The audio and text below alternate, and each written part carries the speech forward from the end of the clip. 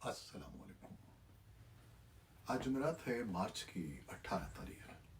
पाकिस्तान में सर शाम के 7, भारत में 7:30 और यहाँ हमारे स्टूडियोज़ की घड़ियों में सुबह के 10 बज रहे हैं। वॉइस ऑफ अमेरिका वाशिंगटन की उर्दू सर्विस से मैं हूँ खालिद हमीद, खबरों के एक बुलेटिन के साथ। अफगानिस्तान में पायदार अमन के क़याम और दोहा में जारी अफगान अमन अमल को नतीजा खेज बनाने की कोशिशों के हवाले से रूस के दारुल हुकूमत मास्को में 3 रोज़ा कॉन्फ्रेंस शुरू हो गई है। रूसी वज़ीर ख़ारजा सरगेई लेवरोफ ने आज जुमेरात के रोज़ कॉन्फ्रेंस का इफ्तिताह किया। के लिए अमेरिका के आला तरीन मुसालहतकार ज़ल्म खलीलज़ाद और रूस, चीन, पाकिस्तान और कतर के नुमाइंदे शिरकत कर रहे हैं। रूसी वज़ीर ख़ारजा के इब्तदाई कलिमात के बाद इस कॉन्फ्रेंस में शरीक तमाम वफूद के नुमाइंदे अपने ख़यालात का इजहार करेंगे। प्रोग्राम के मुताबिक कॉन्फ्रेंस के बाद तमाम वफूद के नुमाइंदे आपस में मुलाकात करेंगे। कॉन्फ्रेंस के अख्ताम पर अमरीका, रूस, चीन, पाकिस्तान और कतर अफ़गानिस्तान में अमन अमल से मुताल्लिक़ एक मुश्तरका बयान जारी करेंगे। अफ़गान तज्ज़ियाकारों का कहना है कि रूस की तरफ से इस कॉन्फ्रेंस के निकात से इशारा मिलता है कि रूस अफ़गानिस्तान से गैर मुल्की फ़ौजों के इनखला के बाद अफ़गानिस्तान में किरदार अदा करने में दिलचस्पी रखता है। सियासी तज्ज़ियाकार नजीबुल्लाह आज़ाद कहते हैं कि मॉस्को कॉन्फ्रेंस से तुर्की में होने वाली कॉन्फ्रेंस में मदद मिलेगी। अफ़गान सदर अशरफ गनी ने अक़वाम मुत्तहिदा के सेक्रेटरी जनरल की तरफ से अफ़गानिस्तान और इलाक़ाई उमूर के लिए ख़ुसूसी नुमाइंदे जीन आर्नेट की तकर्री का खैर मक़दम किया है। अफ़गान सदारती महल की तरफ से जारी होने वाले एक बयान में कहा गया है कि ख़ुसूसी नुमाइंदे का तकर्रुर बैनुल-अक़वामी बिरादरी की तरफ से अफ़गानिस्तान में दिलचस्पी की अलामत है, जिसके लिए अफ़गान हुकूमत बैनुल-अक़वामी बिरादरी की शुक्रगुज़ार है। अफ़गानिस्तान के लिए यूरोपियन यूनियन के ख़ुसूसी नुमाइंदे रोनाल्ड कोबिया ने भी अक़वाम मुत्तहिदा के ख़ुसूसी नुमाइंदे के तकर्रुर का खैर मक़दम किया। उन्होंने एक ट्वीट में कहा कि यूरोपियन यूनियन और अक़वाम मुत्तहिदा के ख़ुसूसी नुमाइंदे अफ़गान अमन अमल के लिए मिलकर काम करेंगे। अफ़गानिस्तान के दारुल हुकूमत काबुल में जुमेरात की सुबह बम धमाके में 4 सरकारी मुलाजिम जबकि एक हेलीकॉप्टर हादसे में 9 अफ़गान फ़ौजी हलाक हो गए। काबुल में सरकारी मुलाजमीन की गाड़ी को उस वक्त निशाना बनाया गया जब मुलाजमीन घरों से दफ्तर जा रहे थे। धमाके में 4 मुलाजिम हलाक जबकि 9 जख्मी हुए। खबरसां इदारे रॉयटर्स के मुताबिक धमाके की जिम्मेदारी फौरी तौर पर किसी गिरोह या शख्स ने कबूल नहीं की है। अलबत्ता अफ़गान हुकूमत मुल्क में होने वाले हालिया हमलों का इल्ज़ाम तालिबान पर आयद करती है। उधर अफ़गानिस्तान की वज़ारत दिफ़ा ने कहा है कि बुध को उसके 9 अहलकार एक हेलीकॉप्टर हादसे में हलाक हो गए हैं। हेलीकॉप्टर क्रैश के बारे में रॉयटर्स को 2 ज़राए ने बताया कि हेलीकॉप्टर को रॉकेट से उस वक्त निशाना बनाया गया जब उसने अफ़गान सूबे मैदान वर्दक से उड़ान भरी। अभी तक ये वाज़ेह नहीं है कि हेलीकॉप्टर को किसने निशाना बनाया और न ही अब तक किसी ने इस हमले की जिम्मेदारी कबूल की है। पाकिस्तान की फ़ौज के सरबराह ने कहा है कि मशरक़ी और मगरबी एशिया के दरमियान राब्तों को मजबूत बनाकर जनूबी और वस्ती एशिया में तरक्की के इम्कानात रोशन हो सकते हैं और इसके लिए लाजिम है कि पाक भारत ताल्लुकात मुस्तहकम हों। जनरल कमर जावेद बाजवा इस्लामाबाद में सिक्योरिटी डायलॉग पर होने वाले इजलास से खिताब कर रहे थे। उन्होंने कहा कि जनूबी एशिया के ममालिक तिजारत, इंफ्रास्ट्रक्चर, पानी की फराहमी और एनर्जी के शोबों में सबसे कम ताउन करते हैं। उन्होंने कहा कि वक्त आ गया है कि माजी को दफन करके रोशन मुस्तकबिल के लिए आगे बढ़ा जाए। गैर हलशुदा मसलों ने हमें गरीब और पसमानदा बना रखा है। हमारे पड़ोसी मुल्क को बिलखुसूस मकबूजा कश्मीर में हालात को बेहतर बनाना होगा। इससे पेशतर वज़ीर-ए-आज़म इमरान खान ने भी पाक भारत बेहतर ताल्लुकात के लिए मुज़ाकरात में हायल रुकावटें दूर करने पर जोर दिया। पोप फ्रांसिस ने बुध के रोज़ म्यांमार में अमन की अपील की, जहां पुलिस और एहतजाजी मुजाहिरीन के दरमियान झड़पों में 200 के करीब अफराद हलाक हो गए हैं। वेटिकन में अपने हफ्तावार खिताब में पोप ने बड़े दुख के साथ कहा कि उन्हें म्यांमार की सूरत हाल का जिक्र करने की फौरी ज़रूरत महसूस हुई, जहां मुतअद्दिद अफराद, ख़ास तौर पर नौजवान, اپنے ملک کے لیے امید کی پیشکش کرتے ہوئے اپنی زندگی سے ہاتھ دھو بیٹھے ہیں۔ پوپ نے بدھ کو اپنے اختتامی بیان میں زور دیا کہ جھڑپوں کو ختم کرنے کے لیے خلوص نیت سے بات چیت کا راستہ تلاش کیا جائے۔ امریکی وزیر خارجہ اینٹنی بلنکن اور وزیر دفاع لائیڈ آسٹن نے جنوبی کوریا میں اپنے ہم منصبوں سے بات چیت مکمل کر لی ہے۔ بتایا جاتا ہے کہ بات چیت کا محور بڑی حد تک شمالی کوریا کی طرف سے ممکنہ خطرات پر مبنی تھا۔ وزیر خارجہ بلنکن نے بات چیت کے بعد نیوز کانفرنس سے خطاب کرتے ہوئے کہا کہ ہم جزیرہ نما کوریا کو جوہری ہتھیاروں سے پاک رکھنے، شمالی کوریا کی طرف سے امریکہ اور اس کے اتحادیوں کو درپیش خطرات کم کرنے، تمام کوریائی باشندوں کی زندگیوں کو بہتر بنانے اور مشکلات اور ظلم و ستم کے شکار شمالی کوریائی لوگوں کو اپنے ساتھ شامل کرنے کے عزم پر قائم ہیں۔ اس وقت جنوبی کوریا میں 28,000 امریکی فوجی موجود ہیں اور دونوں ملکوں نے اس ہفتے کے دوران ان فوجیوں کی جنوبی کوریا میں تعیناتی کے اخراجات کی تقسیم سے متعلق سمجھوتا طے کیا تھا۔ وزیر دفاع آسٹن نے، جو ایک ریٹائرڈ فوجی جنرل ہیں، کہا کہ جنوبی کوریا سے امریکہ کا اتحاد آہنی ہے اور امریکہ جنوبی کوریا کا دفاع کرنے کے لیے پرعزم ہے اور اس کے لیے وہ اپنی تمام تر فوجی قوت کا استعمال کرنے کو تیار ہے۔ سول میں جزیرہ نما کوریا کے مستقبل سے متعلق فورم کے ریسرچ فیلو ہیجن کو کا کہنا ہے کہ امریکی وزیر خارجہ اور دفاع کا دورہ جنوبی کوریا، امریکہ اور اس کے اتحادی ملکوں کے درمیان تعلقات میں مثبت تبدیلی کی علامت ہے۔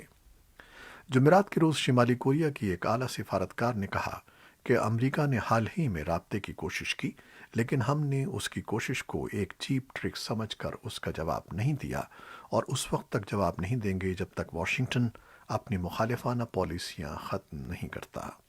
شمالی کوریا کی امور خارجہ کے نائب وزیر چو سن ہوئی کے مطابق امریکہ نے رابطے کی یہ کوشش ٹیلی فون، ای میل، حتیٰ کہ تیسرے ملک کے ذریعے کی۔ یہ بیان ایسے میں سامنے آیا ہے جب امریکی وزیر خارجہ اینٹنی بلنکن اور وزیر دفاع لائیڈ آسٹن جنوبی کوریا کا دورہ کر رہے ہیں۔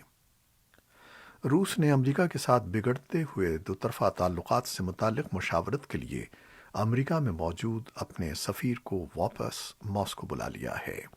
روس کی وزارت خارجہ نے بدھ کو واشنگٹن میں تعینات سفیر اناتولی اینتونوف کی عارضی واپسی سے متعلق واضح کیا کہ سفیر کی واپسی کا مقصد دونوں ملکوں کے درمیان تعلقات کو بہتر بنانے کے لیے راستوں کی نشاندہی کرنا ہے جو اس وقت مشکل وقت سے گزر رہے ہیں۔ واشنگٹن میں عہدیدار روس کی جانب سے دو طرفہ تعلقات میں ابتری کے بارے میں صلاح مشورے کے لیے امریکہ سے اپنے سفیر کو واپس بلانے پر پرسکون رد عمل کا اظہار کر رہے ہیں۔ خبر رساں ادارے رائٹرز نے ایک انٹرنل میمو کے حوالے سے بتایا ہے کہ بائیڈن انتظامیہ فلسطینیوں کے ساتھ امریکی تعلقات دوبارہ قائم کرنے کے لیے کوئی منصوبہ بنا رہی ہے۔ امریکی محکمہ خارجہ کی دستاویز سے باخبر دو لوگوں نے یہ اطلاع دی، جو سب سے پہلے یو اے ای کے ایک اخبار دی نیشنل نے رپورٹ کی تھی اور کہا کہ یہ منصوبہ ابھی ابتدائی مراحل میں ہے، مگر آخر کار ٹرمپ کے اس رجحان کو تبدیل کرنے میں کامیاب ہو جائے گا جسے فلسطینی یہ کہہ کر مسترد کرتے تھے کہ یہ اسرائیل کی سراسر حمایت میں ہے۔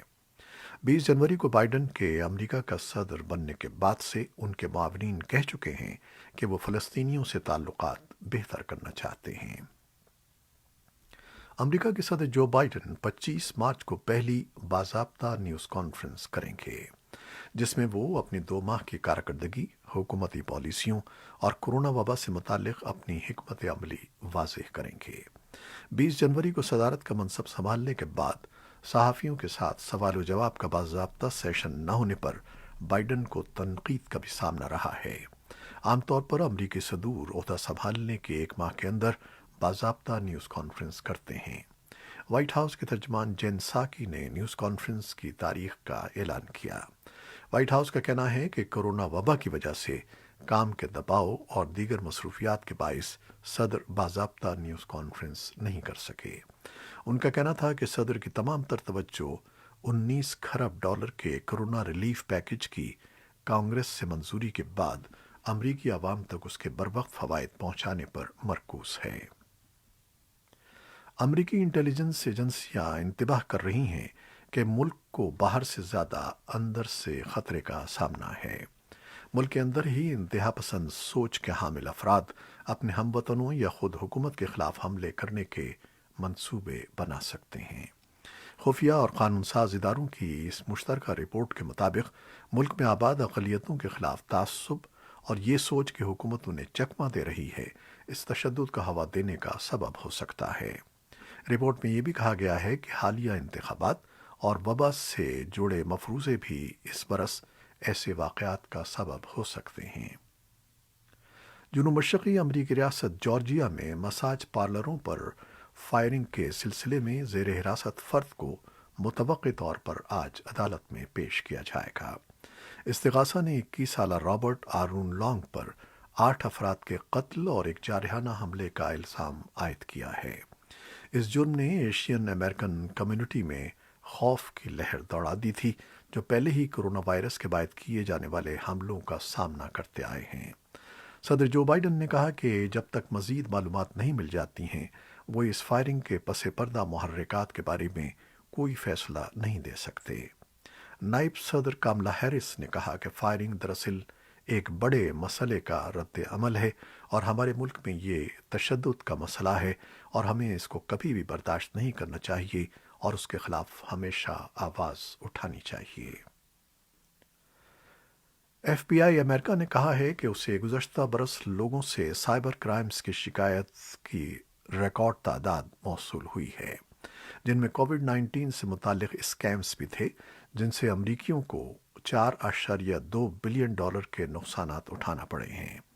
بدھ کے روز بیورو نے بتایا کہ ایف بی آئی کے انٹرنیٹ کی شکایات کے سینٹر کو اس کے قیام کے 2 اشروں میں اتنی شکایات نہیں ملی جتنی سن 2020 میں ملی اور جن کی تعداد 7,91,000 سے زیادہ ہے۔ اور اب کرونا وائرس سے متعلق خبریں۔